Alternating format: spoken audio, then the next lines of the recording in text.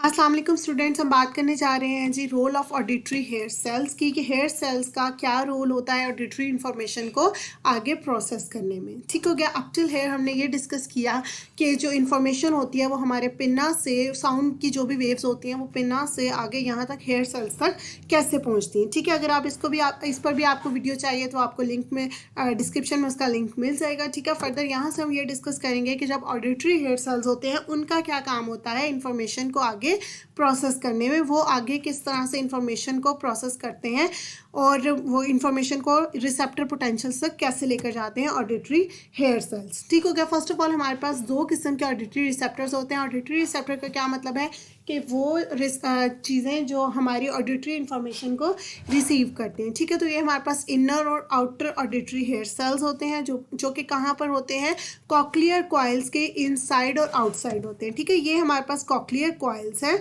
ठीक है, ये क्या है, स्पाइरल शेप में होती है। ठीक है, अब इनके इनसाइड और इनके आउटसाइड जो है वो क्या होते हैं, हमारे पास ऑडिटरी हेयर सेल्स होते हैं। ये जो हेयर सेल्स होते हैं इनके ऊपर सीलिया क्या होता है, मतलब आई लैशेस टाइप स्ट्रक्चर होता है। ठीक है, सेल्स के ऊपर हेयर लाइक स्ट्रक्चर हैं, आई लैशेस टाइप, जिनको हम क्या कह रहे हैं, हेयर सेल्स कह रहे हैं। फाइन हेयर लाइक अपेंडेजेस हैं। ठीक है, जो कि रोज़ में अरेंज हुए होते हैं। ये हेयर सेल्स हमारी हाइट पर डिपेंड कर रहे होते हैं। ठीक है, अब जो हमारे पास ह्यूमन कॉकलिया होता है उसमें अप्रॉक्सीमेटली इन साइड जो इनर हेयर सेल्स हैं वो 3500 होते हैं और जो वो किस तरह अरेंज हुए होते हैं, सिंगल रो में। ठीक है, आपको पता है कि सिंगल हमारे पास रो क्या होती है, इस तरह से होती है और कॉलम इस तरह से होते हैं। तो ये किस तरह से अरेंज हुए होते हैं, रो शेप में। उसके बाद जो आउटर हेयर सेल्स होते हैं वो as compared to inner hair cells बहुत ज़्यादा है। इनर 3500 है, आउटर 12,000 है। ठीक है, और ये 3 रोज में अरेंज होते हैं। अब ये जो हेयर सेल्स होते हैं ये किसके साथ ज्वाइन होते हैं, बायपोलर न्यूरॉन्स के साथ। बायपोलर न्यूरॉन्स कौन से होते हैं, वो न्यूरॉन्स जिनके क्या होते हैं, दो पोल्स होते हैं। ठीक है, दो पोल्स कौन कौन से, एक्सॉन और डेंड्राइट्स। ठीक है, अब ये हेयर सेल जो है इन्होंने क्या किया हुआ है, साइनेप्सिस बनाया हुआ है किसके साथ, बायपोलर न्यूरॉन्स के साथ। साइनेप्सिस का क्या मतलब होता है कि कनेक्शन होता है स्पेस के जरिए। ठीक है, स्पेस होती है वहाँ पर कनेक्शन होता है। अब किस में है, हेयर सेल्स के एक्सॉन्स होंगे, उसके आगे कनेक्शन होगा किसके साथ, हेयर सेल्स का कनेक्शन है किसके साथ, डेंड्राइट्स, बायपोलर न्यूरॉन्स। अब ये जो बायपोलर न्यूरॉन्स के एक्सॉन होते हैं ये फर्दर कहाँ पर इंफॉर्मेशन लेकर जाते हैं, ऑडिटरी इंफॉर्मेशन को ब्रेन पे लेकर जाते हैं। इंफॉर्मेशन हमारे पास हेयर सेल्स तक आ गई। अब वो हेयर सेल से इंफॉर्मेशन ब्रेन तक कैसे जा रही है, बायपोलर न्यूरॉन्स के जरिए। ठीक हो गया।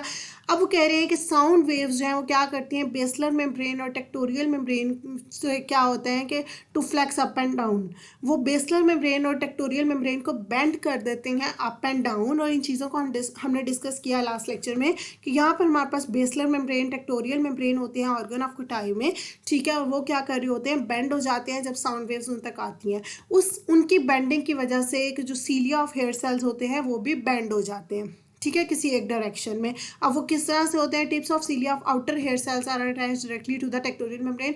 टिप्स जो होते हैं सीलिया के, जो हैं टिप्स होते हैं, आउटर हेयर सेल्स जो बाहर वाले हमारे हेयर सेल्स होते हैं उनके जो सीलिया होते हैं उनकी टिप्स जो हैं वो टेक्टोरियल मेम्ब्रेन के साथ अटैच होती हैं। जब टेक्टोरियल मेम्ब्रेन बेंड होती है तो उसकी वजह से सीलिया भी बेंड हो जाते हैं।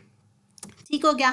अब ये जो सीलिया होते हैं इनर हेयर सेल्स के, वो अब आउटर वाले तो टेक्टोरियल मेम्ब्रेन के साथ अटैच हैं टिप के जरिए, लेकिन इनर वाले जो हैं वो उसके साथ अटैच नहीं होते। लेकिन जब ये दोनों मेम्ब्रेन्स, कौन सी मेम्ब्रेन्स, टेक्टोरियल मेम्ब्रेन और बेसलर मेम्ब्रेन, जब ये दोनों मेम्ब्रेन्स क्या करती हैं, मूव कर रही होती हैं, तो उसकी वजह से कॉक्लिया के इनसाइड जो लिक्विड होता है, लिक्विड मीडियम होता है, फ्लूइड होता है, वो भी क्या कर रहा होता है, इन इनर सेल्स के ऊपर से गुजर रहा होता है। ठीक है, और उसकी वजह से ये अंदर वाले जो हेयर सेल्स होते हैं ये भी मूव करते हैं। ठीक है, आउटर हेयर सेल्स क्यों मूव किए, क्योंकि बेसलर मेम्ब्रेन और टेक्टोरियल मेम्ब्रेन उनके साथ अटैच है। जब ये दोनों मूव करेंगी, ब्लेंड करेंगी, तो वो भी ब्लेंड हो जाएंगे। ठीक है, सॉरी, बेंड हो जाएंगे। लेकिन जो इनर हेयर सेल्स हैं वो क्यों बेंड होंगे, क्योंकि कॉक्लिया के इनसाइड जो फ्लूइड है, ठीक है, जब वो मूव करता है तो उसकी वजह से हमारे इनर जो हेयर सेल्स हैं वो भी बेंड हो जाते हैं। ठीक हो गया। नेक्स्ट आता है, अब ये जो बैंडिंग होती है इससे आगे क्या होता है, रिसेप्टर पोटेंशियल जनरेट होते हैं। अब ये सीलिया जो होते हैं इनके अंदर हमारे पास एक्टिन फिलामेंट्स भी होते हैं और मायोसिन फिलामेंट्स भी होते हैं, और ये क्या होते हैं, and these proteins makes a cilia stiff and rigid, जिसकी वजह से ये सीलिया को, ये फिलामेंट्स जो है सीलिया को क्या करते हैं, इसको स्टिफ बनाते हैं, इसको सख्त बना देते हैं, रिजिड बना देते हैं। अब ये जो आपस में सीलिया होते हैं वो किस तरह से, अब एक सीलिया दूसरे सीलिया के साथ किस तरह से अटैच हुआ होता है, इलास्टिक फिलामेंट्स के जरिए। मतलब एक सीलिया है, ठीक है, हम सपोज हमारे पास जो है वो एक ये सीलिया है, ठीक है, अब ये सीलिया है हमारे पास, ये एक सीलिया है, ठीक है, और ये हमारे पास दूसरा सीलिया है, ठीक है, ये दो सीलिया आ गए हमारे पास।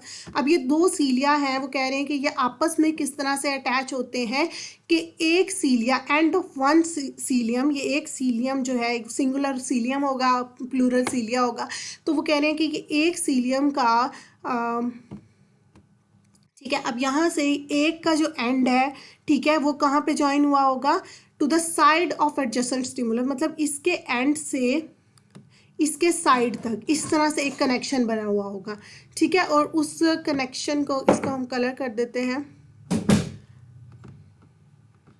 ठीक हो गया। तो ये हमारे पास यहाँ पर आप देखें तो ये रेड कलर में हमारे पास क्या है कि ये फिलामेंट है, इलास्टिक फिलामेंट्स हैं जो कि एक सीलियम के किसके साथ, एंड के साथ ज्वाइन है और दूसरे सीलिया के साइड के साथ अटैच है। इस तरह से आगे आगे इस तरह आपस में सीलिया जो है वो कनेक्ट हुए होते हैं। और ये जो पॉइंट ऑफ अटैचमेंट है, ठीक है, ये जिस तरह से आपस में अटैच हो रहे हैं, हम यहाँ पर भी शेप, ये देखें, ये जो पॉइंट ऑफ अटैचमेंट है, ये हम इसको क्या कहते हैं, इसको हम कहते हैं, क्या कहते हैं, ये लिखा हुआ है इंसर्शनल प्लेक्स, ठीक है, इनको हम कहते हैं इंसर्शनल प्लेक्स। ये जिन पॉइंट्स पे वो आपस में अटैच हुए, मतलब एक सीलिया जो है वो फिलामेंट के साथ अटैच हुआ, इलास्टिक फिलामेंट के साथ अटैच हुए हुए, ठीक है।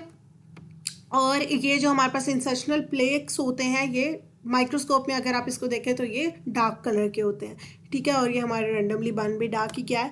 अच्छा जी, उसके बाद रिसेप्टर पोटेंशियल, अब हमने कहा कि सीलिया से आगे रिसेप्टर पोटेंशियल जनरेट होते हैं, तो वो एक्चुअली कहाँ पर जनरेट होते हैं, इन्हीं इंसर्शनल प्लेक्स पे, ठीक है। और वो कह रहे हैं कि ये जो टिप लिंक्स होते हैं, टिप लिंक्स हमारे पास क्या है कि ये इलास्टिक फिलामेंट्स, ये जो रेड कलर में, इसी को हम टिप लिंक्स भी कहते हैं। तो ये टिप लिंक्स जो है पहले ही थोड़े स्ट्रेच्ड होते हैं, ठीक है, थोड़े खिंचे हुए होते हैं, जिस तरह इन्होंने एक दूसरे को ज्वाइन किया हुआ दो फिलामेंट, दो सीलिया को आपस में, तो ये कुछ टेंशन में होते हैं, स्ट्रेच्ड होते हैं, ठीक है। तो जब बंडल ऑफ सीलिया जो है वो मूव करते हैं तो उसके साथ ये फाइबर्स, ये हमारे पास इलास्टिक फिलामेंट्स, ये भी मूव कर रहे होते हैं, ठीक है। मतलब अब सीलिया सारे जो है वो इस तरफ को मूव हुए तो ये भी इस तरफ को मूव होंगे, ठीक है। जब ऑपोजिट डायरेक्शन में सीलिया मूव करेंगे तो ये रिलैक्स हो जाएंगे, ठीक हो गया।